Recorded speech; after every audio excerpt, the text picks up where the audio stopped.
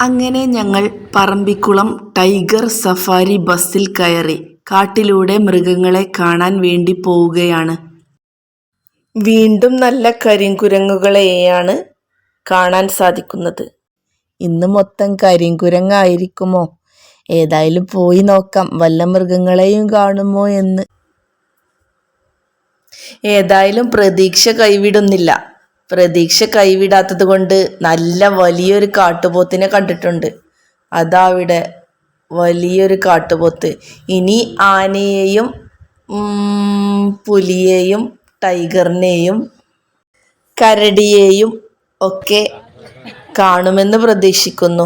ഭാഗ്യമുണ്ടെങ്കിൽ പല മൃഗങ്ങളെയും കാണാം. പറമ്പിക്കുളത്ത് വലിയ മൃഗങ്ങളുടെ വലിയ സൈറ്റിംഗ് ഒന്നും ഇല്ലാത്തത് കൊണ്ട് നമ്മൾക്കും തന്നെ വലിയ പ്രതീക്ഷകളൊന്നും ഉണ്ടായിരുന്നില്ല. പിന്നെ ആദ്യമായിട്ടാണ് പറമ്പിക്കുളത്തേക്ക് സഫാരി ബസ്സിൽ വരുന്നത്.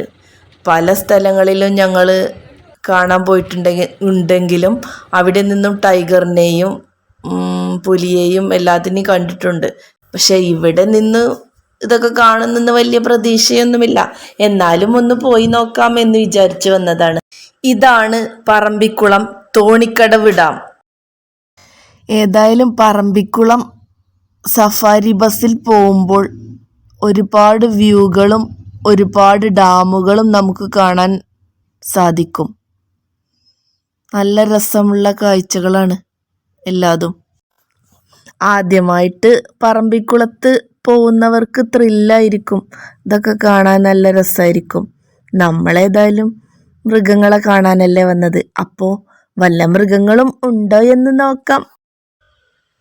എല്ലാം നല്ല മനോഹരമായ വ്യൂകളാണ് പറമ്പിക്കുളത്തുള്ളത്. അതാ കുറച്ച് ആനകളും ആനക്കുട്ടികളും പോകുന്നു. ആനകളുണ്ട്, ആനക്കുട്ടിയും ഉണ്ട്. വീഡിയോയിൽ ക്ലിയർ എത്രത്തോളം ഉണ്ട് എന്ന് അറിയില്ല. കാരണം ദൂരെയാണ് ആനകളെയും ആനക്കുട്ടിയെയും കണ്ടത്. അതുകൊണ്ട് ക്ലിയർ വീഡിയോയിൽ കമ്മിയായിരിക്കും. എന്തായാലും ഇത്രത്തോളമെങ്കിലും കാണാൻ കഴിഞ്ഞല്ലോ, അത് തന്നെ വലിയ കാര്യം. ഇതൊക്കെയാണ് പറമ്പിക്കുളത്ത് നിന്നും ഞങ്ങൾ കണ്ട കാഴ്ചകൾ. പറമ്പിക്കുളത്ത് ടൈഗർ സഫാരി ബസ്സിൽ പോവുകയാണെങ്കിൽ ഇങ്ങനെ കുറച്ചൊക്കെ മൃഗങ്ങളെയും കാണാം, പിന്നെ നല്ല വ്യൂകൾ കാണാം. മനോഹരമായ നിറയെ വ്യൂകൾ ഉണ്ട്. അപ്പോൾ അടുത്ത വീഡിയോയുമായി അടുത്ത് വരാം. Okay, thank you.